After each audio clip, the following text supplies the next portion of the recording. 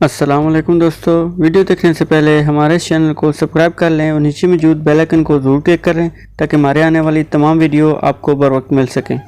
ملک shower نے اپنی وزارت کو استحکام اور دوا بخشنے کے لیے یروشلم کے عیسائی بادشاہ کی خدمت میں چپ چاپ اور وقت مقرر سے قبل ہی خراج کی رقم بھی پیش کر دی، لیکن اس کے باوجود اس کا دل ہچکولے کھا رہا تھا اور وہ ایک انجانے خوف کا شکار تھا۔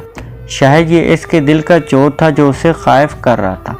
وہ اپنی بیوی بچوں کو شہید چھوڑ آیا تھا جن سے وہ بے حد محبت کرتا تھا۔ اس کا خیال تھا اپنی اولین فرصت میں وہ یا تو خود چند روز کے لیے اعظم میں شہید ہو جائے گا یا پھر انہیں قاہرہ بلوانے کا بندوبست کرے گا، لیکن وہ اپنے اس فیصلے پر ہنوز عمل نہ کر سکا۔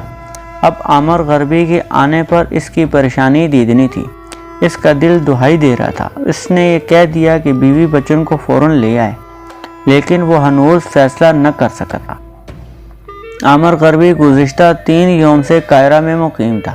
اسے قاہرہ کے حالات بڑے پرسکون محسوس ہو رہے تھے۔ اس نے ملک شاور سے کہا، ملک بھائی، آپ گو نہ گو مصروفیات میں پھنسے ہوئے ہیں۔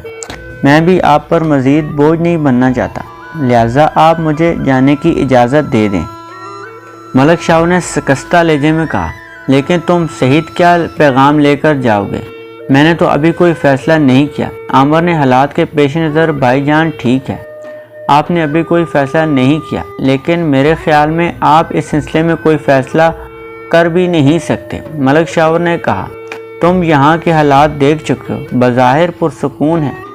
لیکن ملک شاور بات کرتے کرتے رک گیا، ادھر ادھر دیکھنے کے بعد سرگوشی میں گویا ہوا۔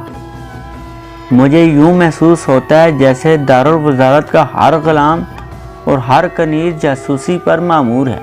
عامر غربی نے بھی سرگوشی کرتے ہوئے استفسار کیا، کس کے لیے جاسوسی کرتا ہے؟ یہاں پر کون آپ سے دشمنی نبھا رہا ہے؟ ملک شاور نے پورے وثوق کے ساتھ کہا، بظاہر تو کوئی دشمن نہیں، لیکن میں یقین کے ساتھ کہہ سکتا ہوں اس محل کی دیواریں بھی دشمن اور جاسوس ہیں۔ تم زرغام کے رویے کے مداح ہو، لیکن وہی میرا خطرناک ترین چلاک ترین دشمن ہے۔ عامر جواب میں گویا ہوا، آپ کا کہنا بجا ہوگا، میں واپس جا کر باجی اور بچوں کو تسلی دینے کی کوشش ضرور کروں گا۔ ملک شاور نے کچھ سوچتے ہوئے کہا، 1-2 دن مزید رک جاؤ، شاید حالات بہتری کی جانب گامزن ہو جائیں۔ ٹھیک ہے، جیسا آپ کا حکم۔ ملک شاور چند لمحے توقف اختیار کرنے کے بعد گویا ہوا، آج یروشلم سے جواب موصول ہونے کی توقع ہے، اس کے بعد کوئی فیصلہ کرنے میں آسانی ہوگی۔ عامر غربی کی حیرت کی کوئی انتہا نہ رہی۔ یروشلم عیسائی ریاست ہے، کیا وہ آپ کے دوست ہیں؟ ملک شاور میں دکھی لہجے میں جواب دیا، تمہیں مصر کے صحیح حالات کا ادراک نہیں۔ ایک وہ وقت تھا جب شام اور فلسطین کی تمام عیسائی ریاستیں مصر کے زیر تسلط تھیں، لیکن اب مصر کی حالت اس قدر ذوبِ حالی کا شکار ہو چکی ہے۔ ہمیں اپنی بقا قائم کرنے کے لیے یروشلم کے بادشاہ کو خراج میں ایک کثیر رقم دینی پڑتی ہے۔ مصر کی وزارت بھی یروشلم کے بادشاہ کی نظر و کرم کی محتاج ہے۔ میں نے وزارت و فائز ہوتے ہی یروشلم کے بادشاہ کو اس کے اخراج کی رقم سے بھی زیادہ رقم کی ادائیگی کا اہتمام کیا تھا، مگر پھر بھی اس کا منہ سیدھا نہیں ہوا۔ میں نے اس کے ساتھ تعلقات مستحکم کرنے کے لیے ایک سفارتی وفد روانہ کیا ہے، جس کی کل تک واپسی توقع ہے۔ عامر غربی یہ انکشاف سن کر حیران رہ گیا۔ وہ اس غم میں تھا کہ اس کا ملک مصر ایک عظیم اسلامی سلطنت ہے، لیکن اسے یہ جان کر از حد افسوس ہوا، یہ محض اس کی خام خیالی تھی۔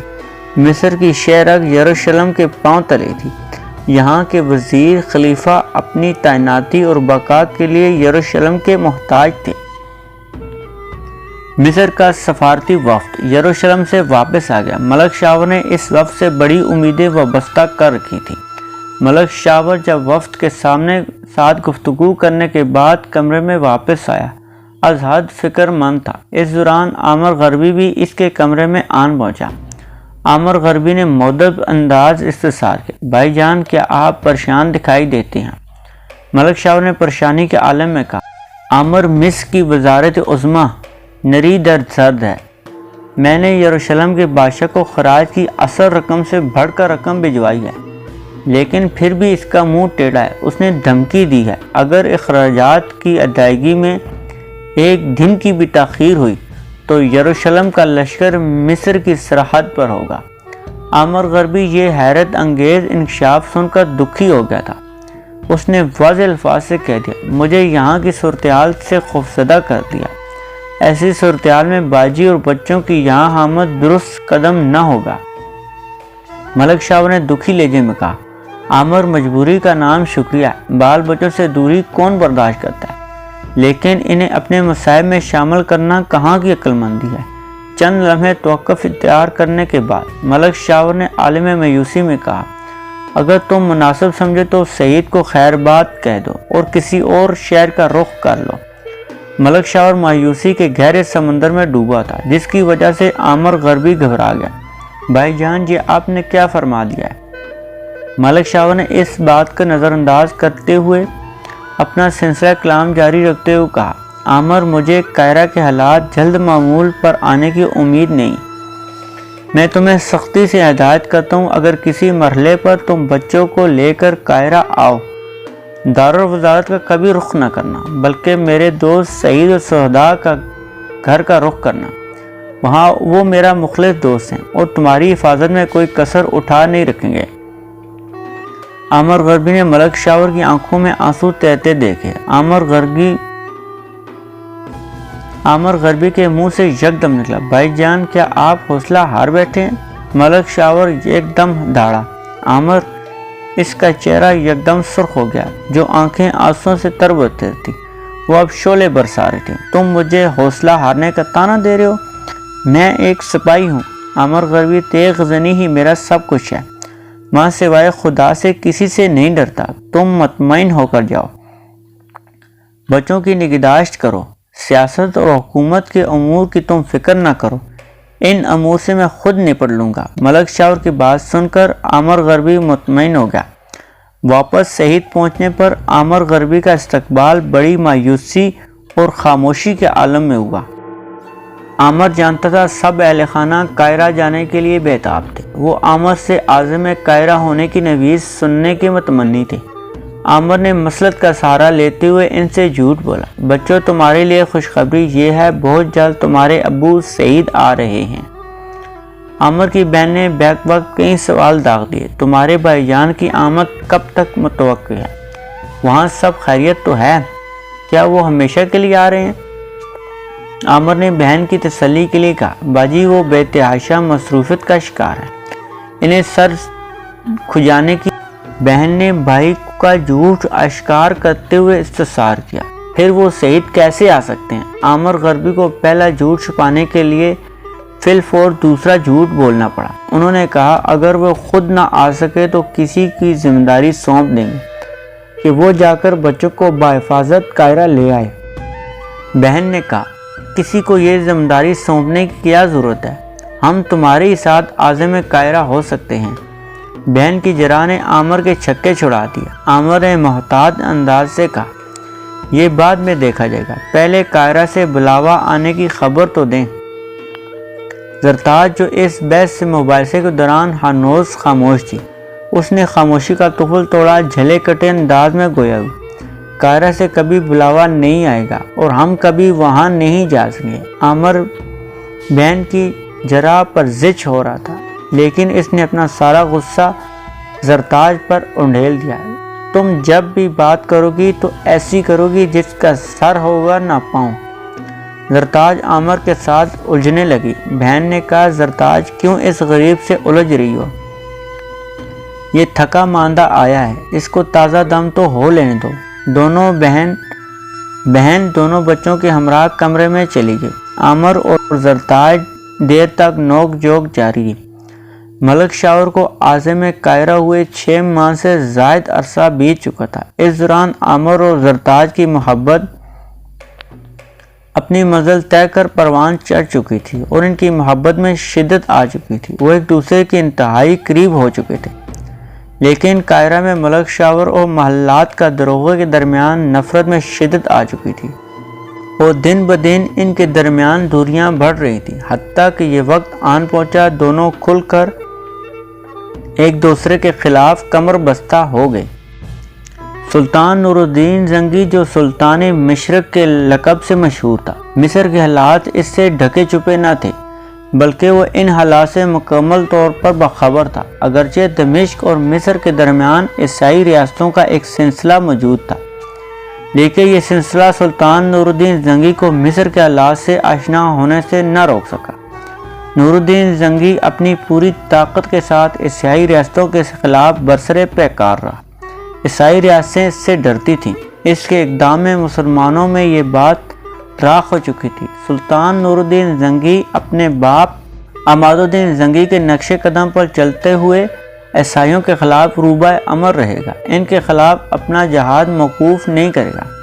عباسی خلیفہ بھی نور الدین زنگی پر خوش تھا۔ اس نے اپنی خوشی کے اظہار کے طور پر اسے نہ صرف خلقت سے نوازا بلکہ حلب اور دمشق کے سلطان کا پروانہ بھی عطا کیا تھا۔ خلیفہ بغداد نے سلطان نور الدین زنگی کو یہ پیغام بھی ارسال کیا، جس میں اس کی توجہ کو مصر کی جانب مبذول کروائی گئی۔ مصر کے حالات دن بدن ضب و حالی کا شکار ہوتے جا رہے ہیں۔ ان کے حالات زار دن بدن مصر کی وزارت آئے دن تبدیل ہوتی رہے۔ مصر کا عدم استحکام کا شکار ہو رہا ہے۔ یہی وجہ ہے مصر میں عیسائی اثر رسوخ تیزی کے ساتھ پھیل رہا ہے اور اپنی جڑیں مضبوط کر رہا ہے۔ مزید برآں خلیفہ بغداد نے اپنے پیغام میں اس امر کی بھی نشاندہی کی تھی، اگر مصر کے حالات جلدی توجہ نہ دی گئی تو اس کی بہتری کی کاوش سر انجام نہ دی گئی تو شاہ یروشلم وہاں اپنا تسلط قائم کر کے وہاں کے مسلمانوں کو ہمیشہ کے لیے اپنا غلام بنا سکتا ہے۔ خلیفہ کے پیغام سے یہ اندازہ لگانا مشکل نہ تھا۔ خلیفہ کی خواہش تھی مصر کو برائے نام خلافت کی جڑ سے اکھاڑ پھینکا جائے اور اسے سلطنت دمشق میں زنگ کر لیا جائے۔ سلطان نور الدین زنگی کو بھی مصر کے حالات کے حوالے سے تشویش لائق تھی، لیکن ان کے علم میں تھا مصر اور دمشق کے درمیان یروشلم کی ریاستیں حائل ہیں۔ یروشلم کا بادشاہ مصر کا حلیف ہے، لیکن مصر پر حملہ ہومور ہونے سے قبل اس سے پہلے یروشلم کے بادشاہ کے ساتھ دو ہاتھ کرنے پڑتے۔ سونے پہ سہاگا یہ یروشلم کا بادشاہ بھی تنہا نہ تھا، بلکہ شام کی تمام ریاستیں اس کی پشت پناہی پر کمر بستہ تھی، جو آنے واحد میں متحد ہو جاتی تھی۔ درج بالا حالات کی وجہ سے سلطان نور الدین زنگی مصر پر حملہ آور ہونے سے پش و پیش کا مظاہرہ کر رہا تھا۔ اس کی دور اندیشہ نگاہ یہ بام چکی تھی۔ مصر کا عدم استحکام اور اندرونی خانہ جنگی عیسائیوں کو یہ ترغیب دلا رہی ہے وہ پورے مصر پر اپنا تسلط قائم کر لیں۔ سلطان کو یہ حقیقت بھی کچھ لگ رہی تھی، مصر کی اسلامی حکومت اور فاطمی خلافت کی دعوے دار حکومت یروشلم کے عیسائی بادشاہ کی باج گزار ہے اور اسے باقاعدہ کے ساتھ خراج ادا کرتی ہے۔ یہ حقیقت اسے شرم کے مارے پانی پانی کرنے کے لیے کافی تھی۔ حال ہی میں مصر میں جو انقلاب برپا ہوا ہے، اس کی گونج دمشق میں بھی سنی گئی۔ مصر کا وزیر اعظم محض ایک برس اقتدار میں رہنے کے بعد قتل کر دیا گیا۔ اس کے بعد اس کا بیٹا اس کا جانشین بنا، لیکن وہ بھی بمشکل ایک برس ہی اقتدار کے ایوان میں گزار سکا۔ معزول ہو کر ملک شاور کے ہاتھوں کیفر کردار تک جا پہنچا۔ ملک شاور اگرچہ ہوشیار، چلاک اور زیرک شخص تھا، لیکن شاہی محلات کا داروغہ زرغام کے ساتھ اس کی ایسی چپکلش چل رہی تھی، مصر میں ایک نئے انقلاب کی راہ ہموار ہوتی نظر آ رہی تھی۔ سلطان نور الدین زنگی کا جاسوسی کا نظام پوری طرح فعال تھا۔ اس کے جاسوس اسے مسلسل مصر کے حالات سے باخبر رکھے ہوئے تھے۔ وہ صرف ملک شاور کی جاسوسی پر ہی مامور نہ تھے، بلکہ وہ داروغہ محلات کو نجی محفلوں تک رسائی حاصل کر لیتے تھے۔ انہوں نے یہ مشہور کر رکھا تھا وہ یروشلم کے بادشاہ کے جاسوس تھے۔ وہ یہی وجہ تھی زرغام انہیں بذات خود اپنی نجی محفلوں میں مدعو کرتا تھا۔ زرغام بھی عنقریب کسی انقلاب کے رونما ہونے کی بو سونگھ رہا تھا۔ اس انقلاب سے قبل وہ یروشلم کے بادشاہ کی حمایت اور تعاون کرنے کا خواہاں تھا، تاکہ وہ کسی مسئلے کا شکار نہ ہو۔ ان جاسوسوں نے اسے یہ نوید سنا کر مطمئن کر دیا یروشلم کا بادشاہ مصر کے حالات سے پوری طرح باخبر ہے، وہ ہر نازک گھڑی میں اس کا ساتھ دے گا۔ اگرچہ ملک شاور مصر کے وزیر اعظم کے عہدے پر فائز ہو چکا، لیکن اب یہ عہدہ اس کے لیے وبال جان بن گیا۔ اس نے زرغام کو اپنی وفاداری پر آمادہ کرنے کی پوری کاوش کی، لیکن زرغام اس کے دام میں نہ پھنسا۔ ملک شاور نے ہر حربہ آزمایا، کوئی بھی حربہ اس کے کام نہ آیا۔ تنگ آ کر ملک شاور نے یہ سوچا وہ مصر کی وزارت عظمیٰ سے کنارہ کشی اختیار کر کے واپس صحیح چلا جائے، لیکن اقتدار کا نشہ سر چڑھ کر بولتا ہے۔ دوسری جانب زرغام اس لحاظ سے خطرناک ثابت ہو رہا تھا، اس کے کسی اندازے سے یہ ظاہر نہ ہوتا تھا اس کے اندر کیسے کھچڑی پک رہی ہے، وہ کس طرح ملک شاور کے گرد اپنا گھیرا تنگ کر رہا ہے۔ وہ ہر لمحے آن پہنچا۔ جب زرغام اس کے حواس پر اس قدر چھا چکا تھا، اس کی رات کی نیند بھی حرام ہو چکی تھی۔ وہ زرغام کے خوف کے میں اس قدر پریشان تھا، اپنے وفاداروں خاص دوستوں کو بھی اپنا دشمن تصور کرتا تھا۔ بالآخر اس نے خوف کے عالم میں اسے چھٹکارا پانے کے لیے یہ نسخہ تجویز کیا، صحیح سے بیوی بچوں کو بلایا جائے تاکہ ان کی موجودگی میں ان کے دل کو بھی قرار آئے گا اور اسے یہ احساس بھی ہوگا کہ وہ اپنے بیوی بچوں کی مائیت میں ہے۔ لہذا ملک شاور نے اپنے خاص آدمی اس پیغام کے ساتھ عامر غرگی کے پاس روانہ کیا، وہ تمام اہل خانہ کو لے کر قاہرہ آ جائے۔ عامر کی زبانیں یہ خبر ملک شاور کے اہل خانہ تک پہنچی تو ان کی خوشی دیدنی تھی، ان کے مرجھائے ہوئے چہرے کھل اٹھے۔ زرتاج غالباً قاہرہ جانے کی سب سے بڑھ کر دیوانی تھی، وہ خوشی خوشی پورے گھر کا چکر کاٹ رہی تھی۔ عامر نے اس سے مذاق کرتے ہوئے کہا، اب تو خوش ہو، تمہیں قاہرہ جانے کا بہت شوق ہے۔ زرتاج خوشی سے پھولے نہ سما رہی تھی، وہ بولی، بے حد خوش ہوں، بڑے شہر جانے کی لگن کس سے ہوتی ہے؟ میں تو آج تک قاہرہ کا نام ہی سنا، لیکن کبھی دیکھنے کا موقع ہی نہیں ملا، وہاں کتنے عجوبے پائے جاتے ہیں۔ عامر اور زرتاج کے درمیان دل لگی جاری تھی۔ عامر کی بہن اچانک کمرے میں آن پہنچی۔ بہن نے پریشانی سے کہا، ارے عامر، تم ابھی تک یہیں پر موجود ہو؟ میں نے تمہیں اپنی تیاری مکمل کر لی، اب بس سواری کا انتظار ہے۔ عامر نے مسکراتے ہوئے جواب دیا، باجی میری تیاری بھی مکمل ہے، گاڑی کسی لمحے پہنچ سکتی ہے۔ بہن نے عامر کو پیار بھری ڈانٹ پلاتے ہوئے کہا، اب اپنا منہ بند کرو، جاؤ جا کر معلوم کرو گاڑی ابھی تک کیوں نہیں پہنچی۔ عامر زرتاج پر ایک نظر ڈالتے ہوئے باہر نکل گیا۔ ایک بند گاڑی حویلے کے احاطے میں پہنچ چکی تھی۔ اس میں سامان وغیرہ رکھنے کے بعد ملک شاور کی دونوں بچیاں، بیوی اور زرتاج گاڑی میں سوار ہوئیں۔ جب عامر غربی گھوڑے پر سوار گاڑی کے ساتھ ساتھ چلنے لگا، گاڑی بان ملک شاور کا پرانا نمک خوار تھا۔ عامر اور وہ آپس میں باتیں کرتے ہوئے رواں دواں تھے۔ گاڑی بان اس کی زیادہ تر باتوں کے جواب میں محض ہاں ہوں ہی کر رہا تھا۔ عامر جس نے 2-3 مرتبہ قاہرہ کا چکر لگایا تھا، وہ اس وقت قاہرہ کی تعریف کچھ اس انداز سے کر رہا تھا۔ گاڑی بان کے چہرے تاثرات یہی گواہی دے رہے تھے، وہ عامر کی باتوں سے ناگواری محسوس کر رہا ہے، محض اس کا دل رکھنے کے لیے ہاں ہوں کر رہا ہے۔ بالآخر گاڑی بان کا صبر کا پیمانہ لبریز ہو گیا۔ اس نے عامر کو مخاطب کر کے کہا، عامر غربی، آقا آپ کو کس قاہرہ کی تعریف کے قصیدے پڑھ رہے ہیں؟ آئے دن لڑائیوں نے شہر کے حسن کو برباد کر کے رکھ دیا ہے، پورا شہر ریشہ دانیوں کا شکار ہے، بھائی بھائی پر اعتماد نہیں کر رہا۔ عامر غربی کو حیرت ہوئی، اس کی باتوں پر اعتماد ہونے کی وجہ سے سنجیدہ دکھائی دیتی تھی۔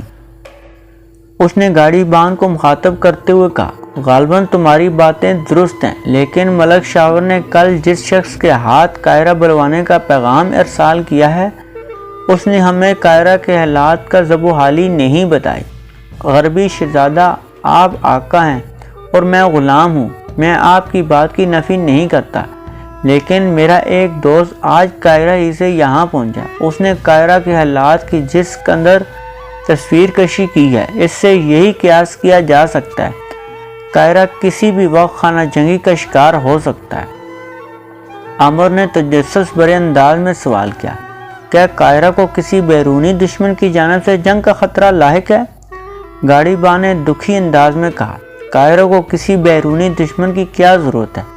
اس کے اندر دشمن ہی اس کی بربادی کے لیے کافی ہیں۔ میرے دوست نے اطلاع دی ہے شاہی محلات کا داروغہ ہمارے آقا کے خلاف محاذ گرم کر رکھا ہے، اگرچہ فریقین میں صلح صفائی کی بات ہو رہی ہے۔ اگر یہ بات چیت ناکام ہو جاتی ہے تو پھر خدا نہ جانے کیا ہوگا۔ عامر غربی کی پریشانی دیدن تھی۔ اس نے شکوہ کرتے ہوئے کہا تمہیں یہ حقائق پہلے بتانے چاہیے تھے، اگر ہمیں پہلے علم ہو جاتا تو ہم سعید سے روانہ ہی نہ ہوتے۔ گاڑی بان نے سنجیدگی کے ساتھ جواب دیا میرا خیال ہے یہ حقائق آپ کے علم میں ہوں گے اور آقا نے کسی مصلحت کے تحت آپ کو اپنے بچوں کو قاہرہ بلوایا ہوگا۔ آپ سوچ سمجھ کر فیصلہ کریں، ہم ابھی سعید سے زیادہ دوری پر نہیں ہیں۔ ٹھیک ہے گاڑی روکو۔ گاڑی نے ایک جھٹکا لیا، رک گئی۔ اندر بیٹھی ہوئی سواریاں حیران و پریشان رہ گئیں۔ عامر نے گاڑی کے پردے کے اندر منہ ڈالتے ہوئے کہا باجی قاہرہ کے حالات کے بارے میں ایک نئی خبر میرے علم میں آئی ہے۔ اس کے بعد عامر نے وہ سب کچھ اپنی بہن کے گوش گزار کر دیا جو گاڑی بان نے بتایا تھا۔ ملک شاور کی لڑکیاں تو ابھی بچیاں تھیں، لیکن اس کی بیوی اور بھانجی زرتاج کے دل میں اس خبر نے دل ہلا کے رکھ دیے۔ وہ ایسے چپ ہو گئیں جیسے انہیں سانپ سونگھ گیا۔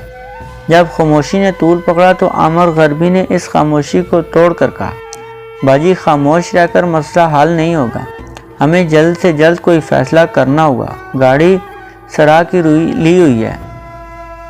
بہن نے مرجائی ہوئی آواز میں استفسار کیا عامر تمہارا کیا خیال ہے؟ عامر نے تشویش بھرے انداز میں کہا باجی اس وقت قاہرہ جانا اپنے آپ سے دشمنی کرنے کے مترادف ہے۔ آپ ملک بھائی کی بیوی ہونے کے ناطے اور ان کا برادر نسبتی ہونے کے ناطے دھر لیا جاؤں گا۔ مزید برآں ہماری وجہ سے ملک بھائی مزید مشکلات کا شکار ہو جائیں گے۔